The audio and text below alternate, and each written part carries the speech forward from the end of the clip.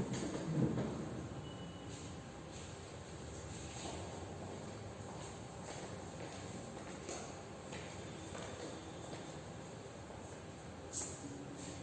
dear students, welcome to the business studies class.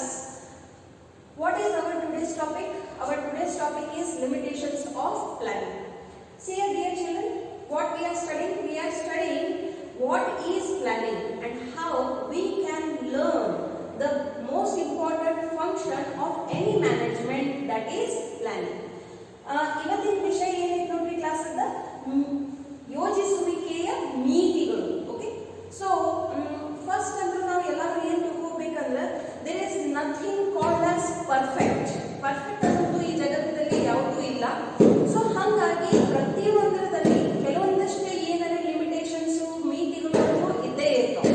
But ಆ ಮಿತಿಗಳನ್ನು ಲೆಕ್ಕದಲ್ಲಿ ತಗೊಂಡನ್ನು ನಾವು ಏನು ಮಾಡಬೇಕು, ನಮ್ಮ ಕಾರ್ಯಚಟುವಟಿಕೆಗಳನ್ನು ಆ ರೀತಿಯಿಂದ ತಯಾರು ಮಾಡಬೇಕು.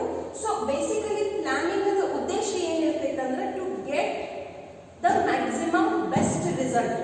ಸೊ ಅಲ್ಟಿಮೇಟ್ಲಿ ನೀವು ಭವಿಷ್ಯ ಸಲುವಾಗಿ ಪ್ಲಾನ್ ಮಾಡಕತ್ತೀರಿ. ಯಾವಾಗ ಭವಿಷ್ಯ ಸಲುವಾಗಿ ಪ್ಲಾನ್ ಮಾಡ್ತಿರ್ತೀರಿ ಅದ್ರಾಗ ಕೆಲವೊಂದಷ್ಟು ಸಮಸ್ಯೆ ಇದ್ದ ಇರ್ತಾವ. ಬಿಕಾಸ್ ನಿಮಗೆ ಅಗದಿ ಅಕ್ಷರಶಃ ಭವಿಷ್ಯ ಪ್ರೆಡಿಕ್ಟ್ ಮಾಡ್ಲಿಕ್ಕೆ ಆಗಂಗಿಲ್ಲ.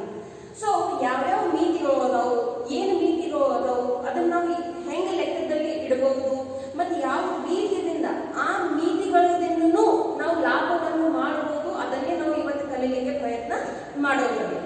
Now see dear children, there is nothing called as perfect and everything will have certain limitations in themselves. So when we are doing the function of planning, our utmost desire is to predict the future for 100%. But it is not possible to predict each and everything or to have an accurate idea of the coming future. So therefore there will be certain limitations in planning. What we can do is we can understand these limitations and make the planning accordingly so that we can get the most out of the future. Okay, so let us understand what are the limitations of planning. ಯೋಜಿಸುವಿಕೆಯ ನೀತಿಗಳು ಯಾವ್ಯಾವ ಅದಾವು. So ಎಷ್ಟು ನೀವು ಈ limitations ಗಳನ್ನು ತಿಳ್ಕೋತೀರಿ, ಈ ನೀತಿಗಳನ್ನು ತಿಳ್ಕೋತೀರಿ, ಅಷ್ಟೇ ನಿಮ್ಮ ಪ್ಲಾನಿಂಗ್ ಏನಾಗ್ತೈತಿ, ಫುಲ್ ಪ್ರೂಫ್ ಆಗ್ತೈತಿ, ಅಂದ್ರೆ ಪರ್ಫೆಕ್ಟ್ ಆಗ್ತೈತಿ. ಮತ್ತೆ ಎಲ್ಲಾರು ಉದ್ದೇಶ ಅದ ಇರ್ತೈತಿ ದಟ್ ನಾವು ಏನು ಪ್ಲಾನಿಂಗ್ ಮಾಡಕತ್ತೀವಿ ಅದು ಅಕ್ಯುರೇಟ್ ಆಗಿರ್ಬೇಕು. ಯಾಕೆ ನಾವು ಇಷ್ಟೆಲ್ಲ ಫೋಕಸ್ ಮಾಡ್ತೀವಿ ಪ್ಲಾನಿಂಗ್ ಮೇಲೆ? Because planning is the first function of management and if the first function only is done correctly, ultimately the results will go perfectly. ನೋಡ್ರಿ, ಪ್ಲಾನಿಂಗ್ ಅದ ಆಧಾರ ಮೇಲೆ ನಾವು ಏನ್ ಮಾಡ್ತೀವಿ, ಆರ್ಗನೈಸಿಂಗ್ ಮಾಡ್ತೀವಿ. ಆ ಪ್ಲಾನಿಂಗ್ ಅದ ಆಧಾರ ಮೇಲೆ ಏನ್ ಮಾಡ್ತೀವಿ, ಸ್ಟಾಫ್ ಅಪಾಯಿಂಟ್ಮೆಂಟ್ಸ್ ಮಾಡ್ತೀವಿ. ಅದೇ ಪ್ಲಾನಿಂಗ್ ಅದ ಆಧಾರ ಮೇಲೆ ಏನ್ ಮಾಡ್ತೀವಿ, ನಿರ್ದೇಶಿಸುವಿಕೆ ಮಾಡ್ತೀವಿ, ಡೈರೆಕ್ಷನ್ಸ್ ಗಳನ್ನು ಕೊಡ್ತೀವಿ. ಮತ್ತ ಅದೇ ಪ್ಲಾನಿಂಗ್ ಅದ ಆಧಾರ ಮೇಲೆ ಸಪೋಸ್ ಏನಾದ್ರು ವೇರಿಯೇಷನ್ ಆಗಕತ್ತೈತೆ ಅಂದ್ರೆ ಕಂಟ್ರೋಲಿಂಗ್ ಮಾಡ್ತೀವಿ. ಬಟ್ ಸಪೋಸ್ ಇದ ಪ್ಲಾನ್ ಪರ್ಫೆಕ್ಟ್ ಇರಲಿಲ್ಲ ಅಂದ್ರೆ ನೀವು ಮುಂದಿನ 4 ಸ್ಟೆಪ್ ಕರೆಕ್ಟ್ ಹೋಗಂಗಿಲ್ಲ. ಯಾಕಂದ್ರೆ ಇದ ಸ್ಟೆಪ್ ಆಧಾರ ಮೇಲೆ, ಪ್ಲಾನಿಂಗ್ ಅದ ಆಧಾರ ಮೇಲೆನ, ಯೋಜಿಸುವಿಕೆಯ ಆಧಾರ ಮೇಲೆನ ನೀವು ಮುಂದಿನ ಎಲ್ಲ ಕಾರ್ಯಗಳು ಏನದಾವ್ ಅವಲಂಬಿತವ. ಹಾಗಾಗಿ ಇದು ಬಹಳ ಮಹತ್ವದ ಆಗಿಬಿಡ್ತೈತಿ. ಈಗ ನಿಮ್ಗೇನು ಪ್ರಥಮ ಕಾರ್ಯ ಐತಿ ಅದು ಅಗದಿ ಕರೆಕ್ಟ್ ಆಗೋದು ಬಹಳ ಮಹತ್ವದ ಆಗಿಬಿಟ್ಟಿರ್ತೈತಿ. ಸೊ ಯಾವಾಗ ನೀವು ನೀತಿಗಳನ್ನು ಲೆಕ್ಕದಲ್ಲಿ ತಗೋತೀರಿ, ಆ ನೀತಿಗಳಿಂದ ಹೆಂಗ ನೀವು ಉಳ್ಕೋಬೇಕು, how you can save yourself from those limitations will help you in get more proper planning. Okay, so first point ಅಂದ್ರೆ ಏನೈತಿ, ಪ್ಲಾನಿಂಗ್ ಲೀಡ್ಸ್ ಟು ರಿಜಿಡಿಟಿ. ಯೋಜಿಸುವಿಕೆಯು ಕಠಿಣತೆಗೆ ಆಸ್ಪದ ನೀಡುತ್ತದೆ. ಈಗ ಇದರ ಅರ್ಥ ಏನಿದೆ ನೋಡ್ರಿ, ಯಾವಾಗ ನಾವು ಏನಾರ ಪ್ಲಾನಿಂಗ್ ಮಾಡ್ತೀವಿ, ಆ ಪ್ಲಾನಿಂಗ್ ಎದ್ರ ಸಲುವಾಗಿ ಮಾಡ್ತೀವಿ, ಭವಿಷ್ಯದ ಸಲುವಾಗಿ ಮಾಡ್ತೀವಿ. ಈ ನಾಳಿನ ಏನಾಗ್ತೈತೆ ಅನ್ನೋದು ನಮಗೆ ಗೊತ್ತಿರಂಗಿಲ್ಲ. ಟಾಪ್ ಮ್ಯಾನೇಜ್ಮೆಂಟ್ ಯಾವಾಗ ಪ್ಲಾನ್ಸ್ ತಯಾರು ಮಾಡ್ತೈತಿ, they are not only for tomorrow or for month, they plan for the whole year or sometimes more than that also. So they are making long term planning. ಈಗ ನೀವು already business environment, ವ್ಯವಹಾರ ಪರಿಸರವನ್ನು ತಿಳ್ಕೊಂಡಿರಿ. ನಿಮಗೆ ಏನ್ ಗೊತ್ತಾಗೈತಿ, that ಏನ್ ವ್ಯವಹಾರ ಇರ್ತೈತಿ ಅದ್ರ ಸುತ್ತಮುತ್ತದ ಪರಿಸರ ಸತತವಾಗಿ ಏನಾಗ್ತೈತಿ, ಬದಲಾವಣೆ ಆಗ್ತಿರ್ತೈತಿ. ಅದ್ರೊಳಗೆ ನೀವು ಸಪೋಸ್ ಒಂದು ಪ್ಲಾನ್ ಏನ್ ಹಾಕಿರಿ, ನಾ ಇದ್ರಂಗನ ನಡಿತೀನಿ, ನಾ ಇದ್ರಂಗನ ಕೆಲಸ ಮಾಡ್ತೀನಿ, ನಾ ಒಟ್ಟೆ ಇದ್ರಾಗ ಏನು ಚೇಂಜಸ್ ಮಾಡಂಗಿಲ್ಲ, I will not change no matter whatever happens. So ಇದನ್ನ ನಾವು ಏನಂತ ಕರಿತೀವಿ, ರಿಜಿಡಿಟಿ ಅಂತ ಕರಿತೀವಿ.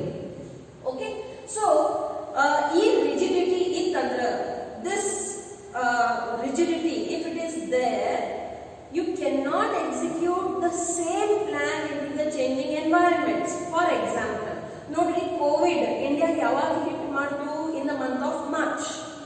Now March, April, May and June also, some part of June, it is very very important for many industries like tourism. ನೋಡ್ರಿ, ಭಾರತ ಬಹಳ ವಿಶಾಲವಾದಂತಹ ದೇಶ ಐತಿ.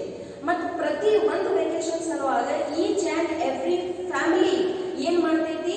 ವೆಕೇಶನ್ ಅದ ಪ್ಲಾನಿಂಗ್ ಹಾಕಿರ್ತೈತಿ. ಮತ್ತು ಅದಕ್ಕೆ ಸಂಬಂಧಪಟ್ಟಿದ್ದನ್ನ ಬಹಳಷ್ಟು ಬೇರೆ ಬೇರೆ ಟ್ರಾವೆಲ್ಸ್ ಅಂಡ್ ಟೂರಿಸಂ ಇಂಡಸ್ಟ್ರಿದವರು ಏನ್ ಮಾಡ್ತಾರೋ ಆಫರ್ಸ್, ಪ್ಯಾಕೇಜಸ್ ಅನ್ನು ಕೊಡ್ತಾರೆ. ಬಟ್ ಈಗ ಕೊರೋನಾ ಬರುವುದರಿಂದ ಇಡೀ ದೇಶನ 2 ತಿಂಗಳ ತನಕ ಲಾಕ್ಡೌನ್ ನಲ್ಲಿ ಇತ್ತು. ಆ ಇಂಡಸ್ಟ್ರಿ ಮೇಲೆ ಪ್ರಭಾವ ಆಯಿತು? Yes or no? ಅಫ್ಕೋರ್ಸ್ ಆಯಿತು. Many of them went into the losses also. ಈಗಲೂ ಅವ್ರು ಏನ್ ಮಾಡಕತ್ತಾರೋ? ಕಮ್ ಬ್ಯಾಕ್ ಮಾಡ್ಲಿಕ್ಕೆ ಪ್ರಯತ್ನ ಮಾಡಕತ್ತಾರೋ, ಬಹಳಷ್ಟು ಅಡ್ವರ್ಟೈಸ್ಮೆಂಟ್ ಮಾಡಕತ್ತಾರೋ ದಟ್ ನಮ್ಮ ರಾಜ್ಯದಲ್ಲಿ ನೀವು ತಿರುಗಾಡಕ್ ಬರ್ರಿ, ನಮ್ಮ ರಾಜ್ಯದ ಈ ಒಂದು ವಸ್ತುವನ್ನು ನೋಡ್ಲಿಕ್ಕೆ ಬರ್ರಿ, ತಾಜ್ ಮಹಲ್ ನೋಡ್ಲಿಕ್ಕೆ ಬರ್ರಿ, ಬಿಜಾಪುರದಲ್ಲಿ ಗೋಲ್ ಗುಂಬಜ್ ಅನ್ನು ನೋಡ್ಲಿಕ್ಕೆ ಬರ್ರಿ ಅಂತ ಏನ್ ಮಾಡ್ತಾರೋ? ಪ್ರಚಾರ ಮಾಡ್ತಾರೆ. ನೋಡ್ರಿ, ಒಂದು ಟೂರ್ ದಿಂದ ಬಹಳಷ್ಟು ಬೇರೆ ಬೇರೆ ಸರ್ವಿಸಸ್ಗಿನೂ ಏನ್ ಸಿಗ್ತೈತಿ? ಬಿಸ್ನೆಸ್ ಸಿಗ್ತೈತಿ. ಫುಡ್ ಇಂಡಸ್ಟ್ರಿ ಬಿಸ್ನೆಸ್ ಸಿಗ್ತೈತಿ, ಟ್ರಾನ್ಸ್ಪೋರ್ಟ್ ಇಂಡಸ್ಟ್ರಿ ಬಿಸ್ನೆಸ್ ಸಿಗ್ತೈತಿ, ಹೋಟೆಲ್ ಇಂಡಸ್ಟ್ರಿ ಬಿಸ್ನೆಸ್ ಸಿಗ್ತೈತಿ.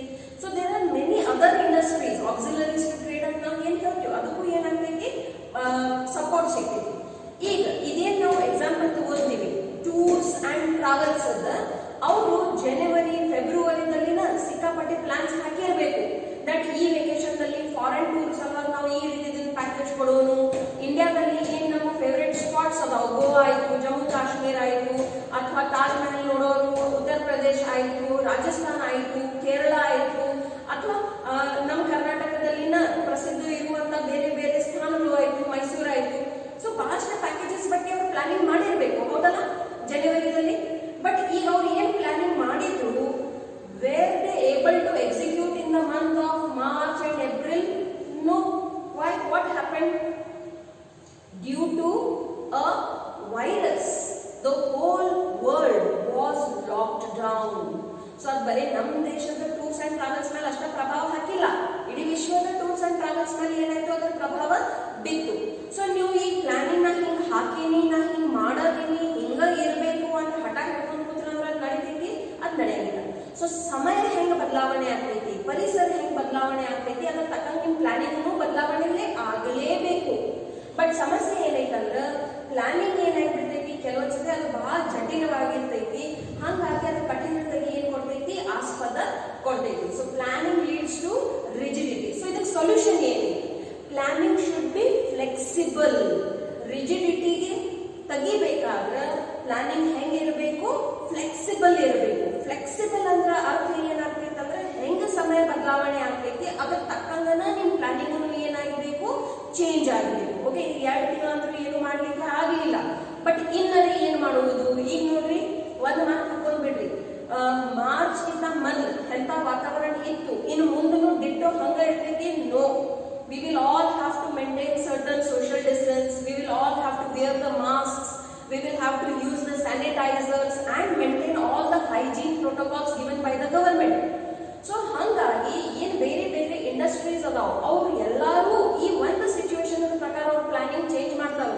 ಬರೀ ಟೂರ್ಸ್ ಅಂಡ್ ಟ್ರಾವೆಲ್ಸ್ ಇಂಡಸ್ಟ್ರಿ ಅಷ್ಟೇ ಅಲ್ಲ, ಆಲ್ಮೋಸ್ಟ್ ಎಲ್ಲಾ ಇಂಡಸ್ಟ್ರೀಸ್ ಅವ್ರು ಅದರ ಆಧಾರ ಮೇಲೆ ಏನ್ ಮಾಡ್ತಾರೋ ಹೊಸ ಆಫರ್ಸ್ ತರ್ತಾರೋ, ಹೊಸ ಸ್ಕೀಮ್ಸ್ ತರ್ತಾರೋ, ಮತ್ತು ಅವ್ರಿಗೇನು ಎಕ್ಸಿಕ್ಯೂಷನ್ ಮತ್ತು ಆಪರೇಷನ್ಸ್ ಅದಾವ, ಕಾರ್ಯ ಮಾಡುವಂತ ಪ್ರಧಾನ ಐತಿ, ಅದನ್ನೂ ಬದಲಾವಣೆ ಮಾಡ್ತಾರ. ಮಾಡಿದಾಗ ಮಾತ್ರ ಉಳಿತಾರ.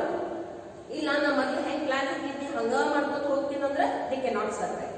ಸೊ ಪ್ಲಾನಿಂಗ್ ಅಂದ್ರೆ ಒಂದ್ ದೊಡ್ಡ ಮಿತಿ ಏನೈತಂದ್ರೆ planning leads to rigidity. Okay, once it is decided means I will do like this only, means you cannot survive. Okay, so it should have a scope for flexibility. Second, planning may not work in a dynamic environment. ಯೋಜಿಸುವಿಕೆಯು ಚಲನಶೀಲ ಪರಿಸರದಲ್ಲಿ ನಿರ್ವಹಿಸಿದಿರಬಹುದು.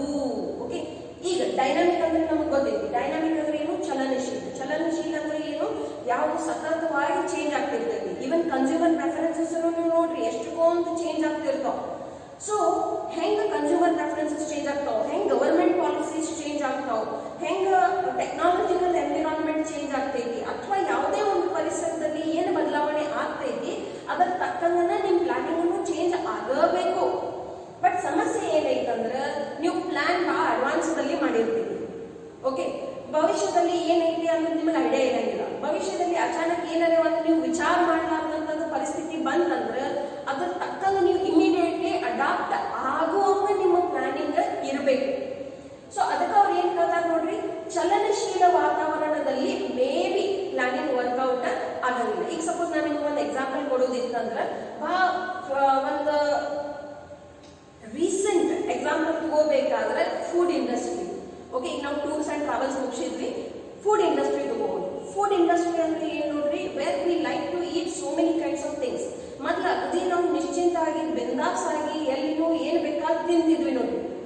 ನಿಮ್ಗೆ ಅನಿಸ್ತೈತಿ ಇನ್ನು ಮುಂದೂ ನಾವು ಎಲ್ಲರೂ ಹಂಗ ತಿಂತೀವಿ, we will buy default sub consciously ಲಕ್ಷ್ಯ ಕೊಡ್ತೀವಿ ನಾವು ದಟ್ ಹೈಜೀನ್ ಹೆಂಗೈತಿ, ಕೈ ತೊಳೆದಾಕತ್ತಾರೋ ಇಲ್ಲ, ಅಲ್ಲಿ ಎಲ್ಲ ವಾತಾವರಣ ಶುದ್ಧ ಐತೋ ಇಲ್ಲ, ಯಾವ ರೀತಿಯಿಂದ ನೀರನ್ನು ಉಪಯೋಗ ಮಾಡಾಕತ್ತಾರೋ, ಸೇವೆ ಹೆಂಗ್ ಕೊಡಾಕತ್ತಾರೋ, ಏನ್ ಫುಡ್ ನಮ್ಮ ಪ್ಲೇಟ್ದಲ್ಲಿ ಬರಾಕತೈತಿ, ಅದರಲ್ಲಿ ಎಷ್ಟು ಮಂದಿ ಕೈ ಮುಟ್ಟಿ ಬರಾಕತೈತಿ.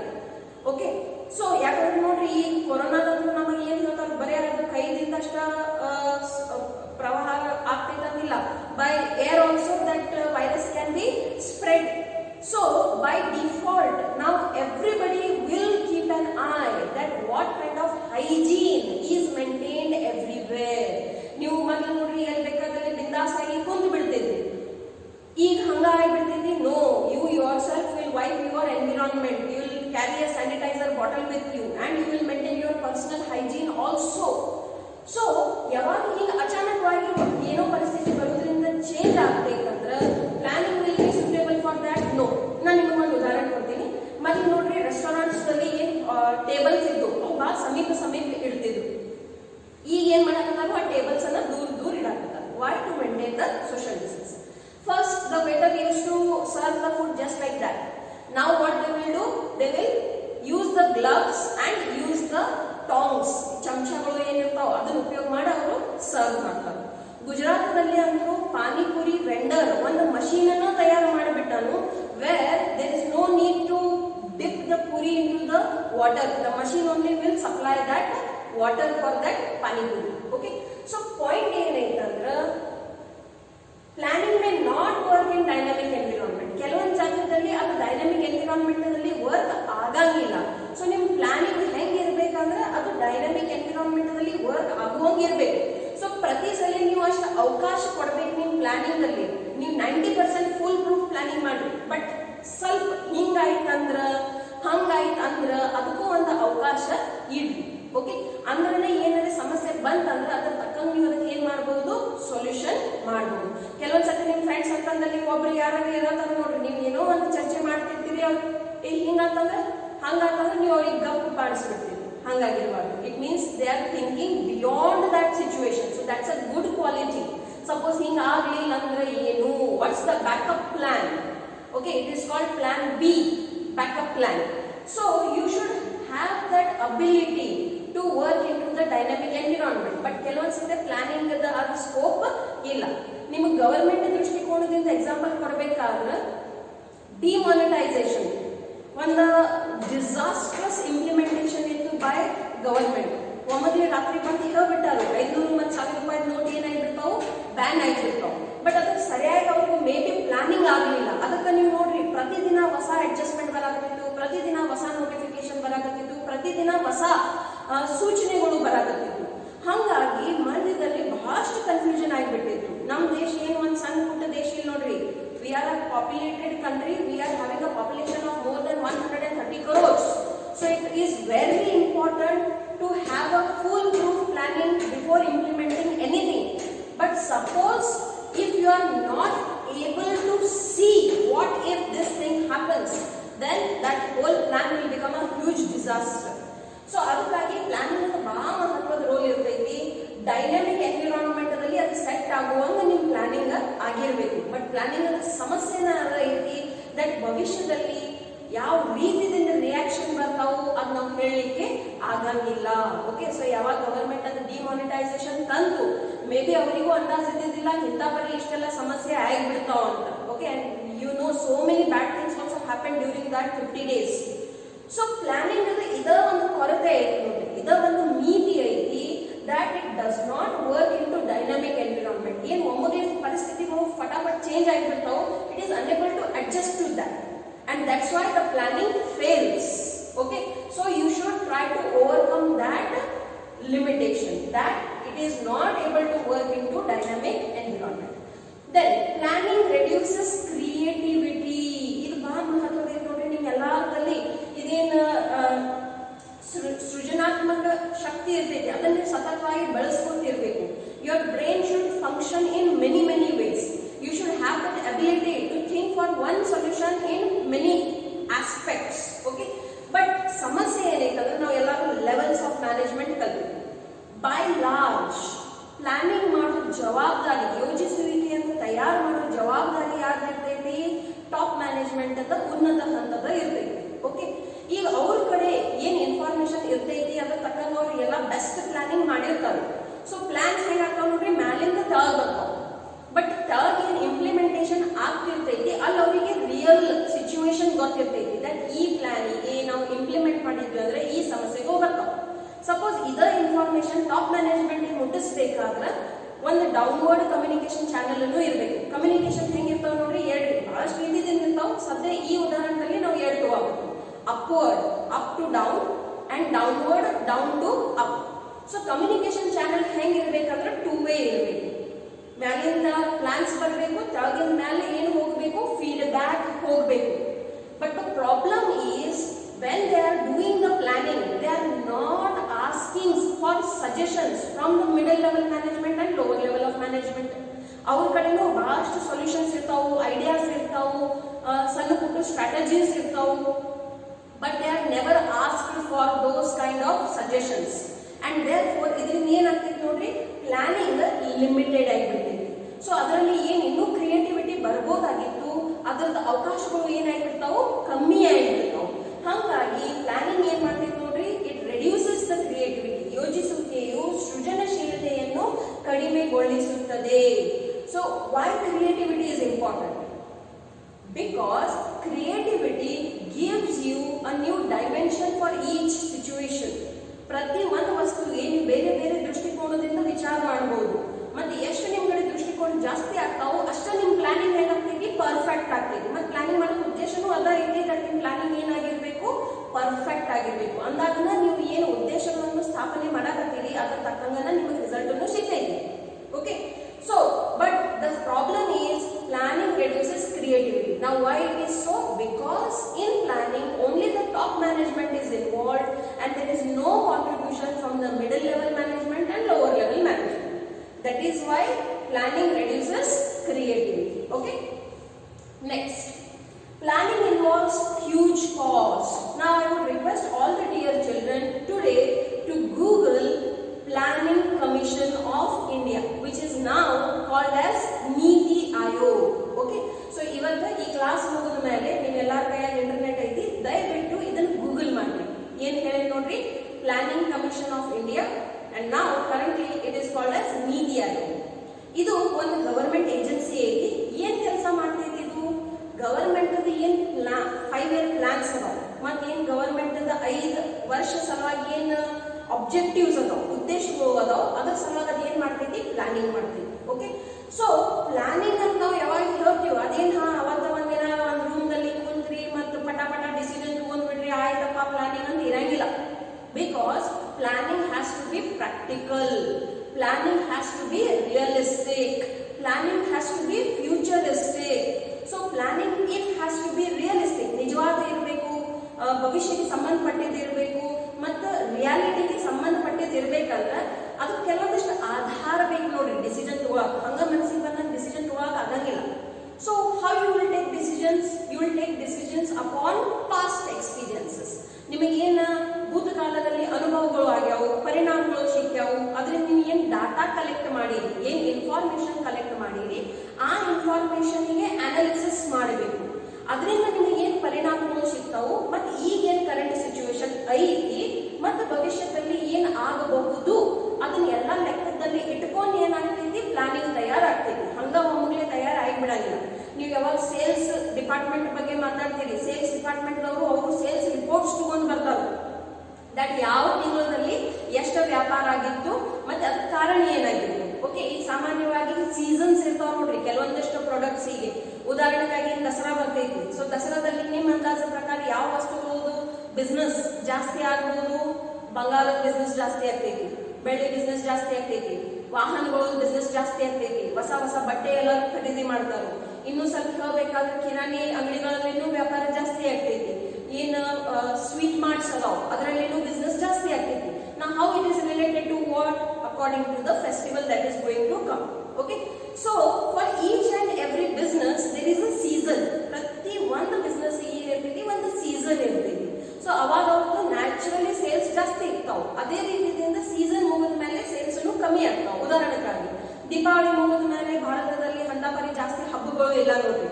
ಯಾವುದೇ ಬೇಕಾದ ಧರ್ಮದವರು ಇರ್ಲಿ, ಸಾಮಾನ್ಯವಾಗಿ ದೀಪಾವಳಿ ಮುಗಿದ ಮೇಲೆ there is a little bit slow down into the business. Because by large ಎಲ್ಲ ಬಿಸ್ನೆಸ್ ಎಲ್ಲ ಹಬ್ಬಗಳು ಏನಾಗಿರ್ತಾವ ಮುಗಿದು ಹೋಗಿರ್ತಾವ. ಅಗೇನ್ ಯಾವಾಗ ಡಿಸೆಂಬರ್ ಬರ್ತೈತಿ, 25th December, when the Christmas comes, from there on again little bit festivals and everything starts. We'll celebrate the Christmas, then we'll celebrate the New Year, and after that many other functions also keep on coming. So iದೇನೈತಿ the market study ಐತಿ.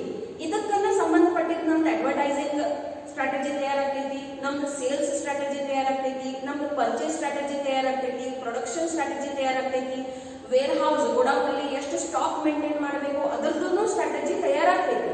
So ಇದೆಲ್ಲ ಏನೈತಿ related to planning ಐತಿ.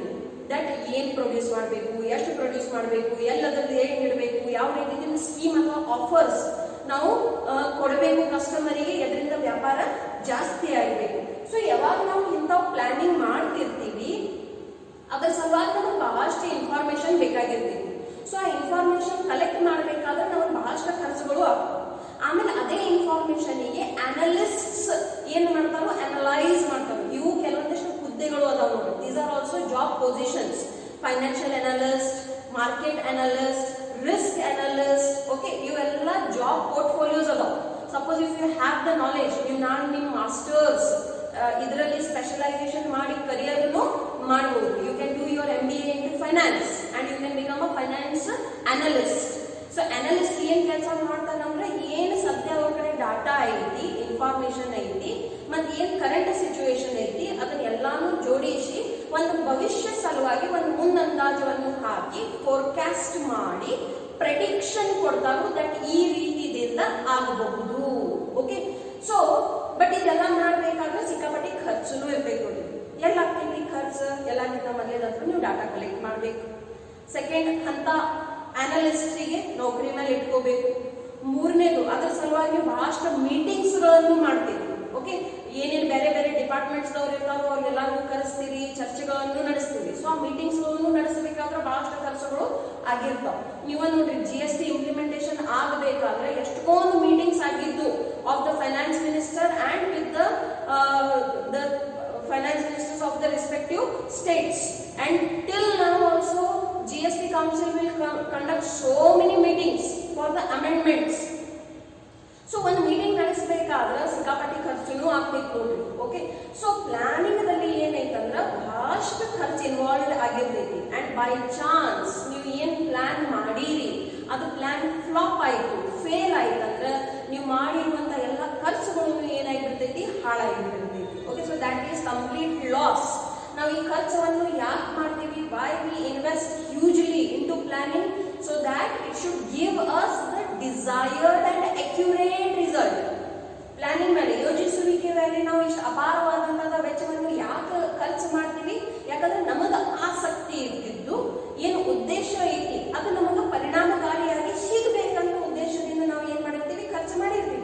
By chance ಅದು plan execute ಆಗ್ಲಿಲ್ಲ, ಯಾವುದೋ ಕಾರಣಕ್ಕೆ ಭವಿಷ್ಯ ಸಲುವಾಗಿ ನೀವು ಅಂದಾಜು ಮಾಡ್ಲಿಕ್ಕೆ ಆಗ್ಲಿಲ್ಲ, ಅಥವಾ ಅಚಾನಕವಾಗಿ ಏನೋ ಒಂದು ಪರಿಸ್ಥಿತಿ ಉಂಟಾಯ್ತು ನೋಡ್ರಿ.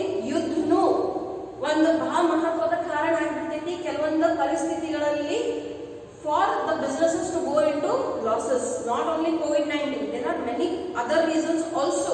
So you need to think from each and every point of view which has a direct and indirect impact on the business. So point ಏನೈತಂದ್ರೆ ಪ್ಲಾನಿಂಗ್ ನಲ್ಲಿ ಬಹಳಷ್ಟು ಖರ್ಚಾಗ್ತೈತಿ.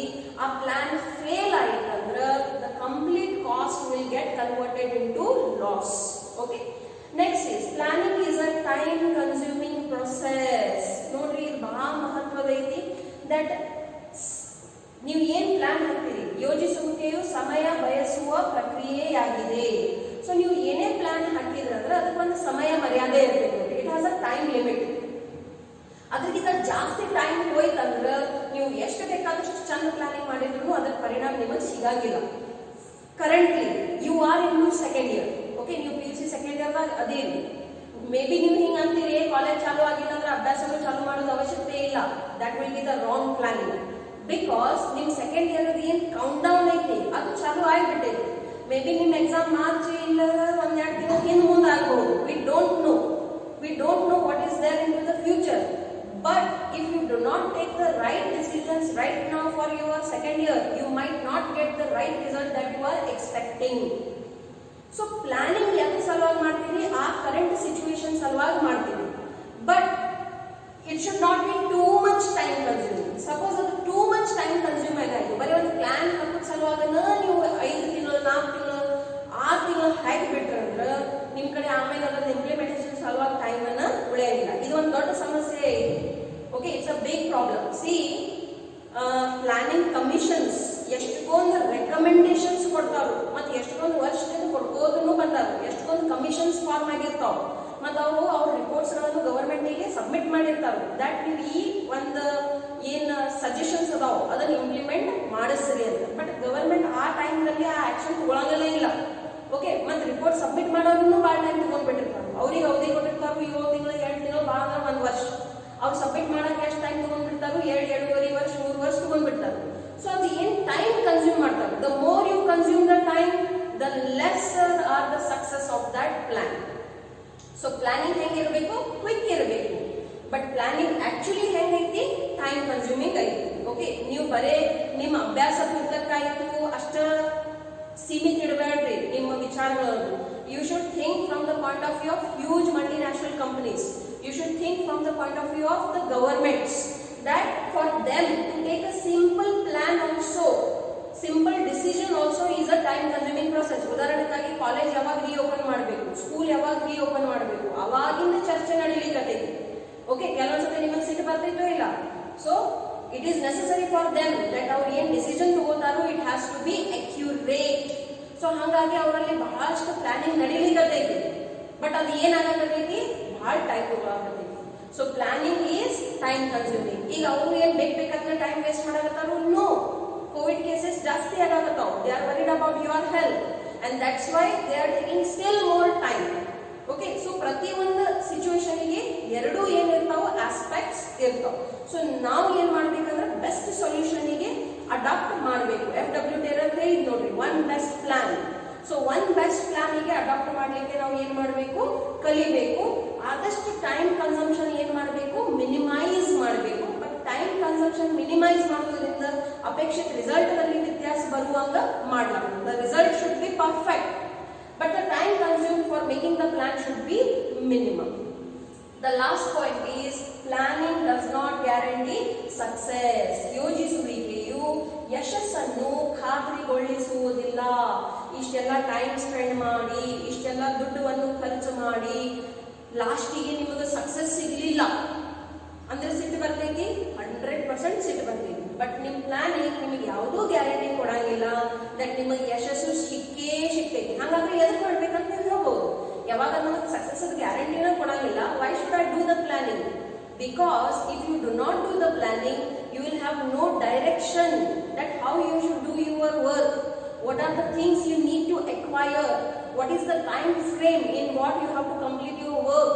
What is the cost which you cannot overdo? So you ಎಲ್ಲ ಪ್ರಶ್ನೆಗಳಿಗೆ ಉತ್ತರ ಎಲ್ಲಿ ಸಿಗ್ತೈತಿ? Planning ಇಂದನ ಸಿಗ್ತೈತಿ. ಇಷ್ಟೆಲ್ಲ ಮಾಡಿದ ಮೇಲೂ there is no guarantee of success because the external environment is in not our hands. ನಾವು ಬಿಸ್ನೆಸ್ ಎನ್ವಿರಾನ್ಮೆಂಟ್ ಕಲ್ತೀವಿ ನೋಡ್ರಿ. ಓಕೆ, ನೀವು ಎಷ್ಟೇ ಫುಲ್ ಪ್ರೂಫ್ ಪ್ಲಾನಿಂಗ್ ಮಾಡಿದ್ರಿ, ಪರ್ಫೆಕ್ಟ್ ಪ್ಲಾನಿಂಗ್ ಮಾಡಿದ್ರು ಹೊರಗಿನ ವಾತಾವರಣ ಏನು ಬಾಹ್ಯ ಪರಿಸರ ಇರ್ತೈತಿ, ಅದರ ಪ್ರಭಾವ ಇದ್ದೇ ಇರ್ತೈತಿ. ಸಪೋಸ್ ಅಂತಾವಾಗ ಯಾವುದೋ ಅನ್ಎಕ್ಸ್ಪೆಕ್ಟೆಡ್ ಅನ್ಯೂಶುವಲ್ ಘಟನೆ ಆಗ್ಲಿಲ್ಲ ಅಂದ್ರೆ 100% ನಿಮಗೆ ಗ್ಯಾರಂಟಿ ಸಕ್ಸಸ್ ಸಿಗ್ತೈತಿ. But if something which is not in our control, something like that if happens, then the planning cannot guarantee you success. Okay, so but then should I leave the planning? No, that cannot be done. So ಯೋಜಿಸುವಿಕೆಯು ಯಶಸ್ಸನ್ನು ಖಾತ್ರಿಗೊಳಿಸುವ ಸಿಗುವುದಿಲ್ಲ. Okay, but then to ನಾವು planning ಮಾಡಬೇಕಾಗ್ತೈತಿ. ಯಾಕಂದ್ರೆ planning ದಿಂದ ನಮಗ ಎಷ್ಟು limitations ಅದಾವ ಅದಕ್ಕಿಂತ ಜಾಸ್ತಿ ನಮಗೆ ಏನದಾವ ಅದರದ ಬೆನಿಫಿಟ್ಸ್ ಅದಾವ. We have more benefits from planning rather than limitations. And if we see these limitations, these can be overcome. ಇದನ್ನ ನಾವು ಏನ್ ಮಾಡಬಹುದು, ಓವರ್ಕಮ್ ಮಾಡಬಹುದು when you are completely realistic about the situation, then you can overcome these limitations. So limitations ಕಲಿಯೋದ್ರಿಂದ ನಮಗೆ ಏನು ಲಾಭ ಆಗ್ತದೆ? ಲಿಮಿಟೇಷನ್ಸ್ ಯಾವಾಗ ನೀವು ಕಲಿತೀರಿ, you will try to make your planning in such a way that if some problem arises also you will be able to deal with that. And that is why we should understand the limitations. ಯಾವುದೇ ವಸ್ತುದ ಬರೀ ಒಳ್ಳೆತನ ನೋಡಿದ್ರೆ ಅಷ್ಟೇ ನಡೆಯಾಗಿಲ್ಲ. ಅದರಲ್ಲಿ ಬರುವಂತದ್ದು ಏನು ನಮಗೆ ಮಿತಿಗಳು ಇರ್ತಾವ, ಅದ್ರ ಮೇಲೇನು ನಮಗೆ ಫೋಕಸ್ ಮಾಡಬೇಕು. Of course the advantages are more, limitations are less. But if we focus on those limitations also, it will help us in making still better plans. And that is why it is important to understand limitations of planning. Now this is a 8 marks question where they will ask you into exam to write down the importance and limitations of planning together. So ಏನು previous class ದಲ್ಲಿ ಕಲ್ತೀರಿ ಮತ್ತು ಇವತ್ತಿನ class ದಲ್ಲಿ ಏನು ಕಲಿಯಕತ್ತೀರಿ, ಎರಡು ಕೂಡಿಸಿ ಏನಾಗ್ತೈತಿ ನಿಮ್ಗೆ 8 ಮಾರ್ಕ್ಸ್ ಅಂತ ಪ್ರಶ್ನೆ ಬೀಳ್ತೈತಿ. And it is the most important question, ಪರೀಕ್ಷೆದಲ್ಲಿ ಕೇಳ್ತಾರೆ. ಏನೈತಿ ಕ್ವಶನ್ ನೋಡ್ರಿ, what are the advantages or importance of planning and what is the limitations of planning. Okay, I hope all of you are understanding my classes. If there is any feedback, kindly feel free to inform me. Thank you.